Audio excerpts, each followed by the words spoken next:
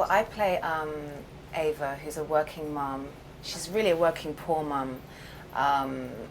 That's who she represents in the film. And she's the mum to Callie, who's this wonderfully feisty young daughter that I have under my guard. She's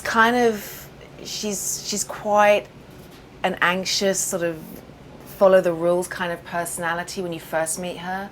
And she's just a hard-working woman that's trying to just get by, ultimately. She's tired. Life isn't necessarily dealing her the easiest cards. So that's who you meet when we first start the film. And then she goes through a night of mayhem, and she comes out the other end very differently, ultimately. Carmelo is a revolutionarist. He is a little bit of Malcolm X mixed with Huey Newton from the Panthers.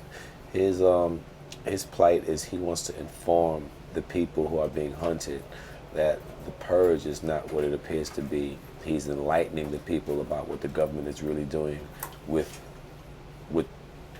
the purge, and what they really want to do is to annihilate all poor people. And he puts out these, I guess, YouTube videos via his computer. You know, he's basically risking his life. The things he is saying about people in power and who he's speaking against probably don't want him informing the people that he's informing. So that's what he's about. It's a very scary movie altogether, you know. What was the most uncomfortable scene for you guys to shoot? That was pretty terrifying, because the actor I was working against was so in character. He was so terrifying as a presence in the room that it just brought up a whole mixed bag of emotions and feelings that I really felt like the threat was imminent and it was real.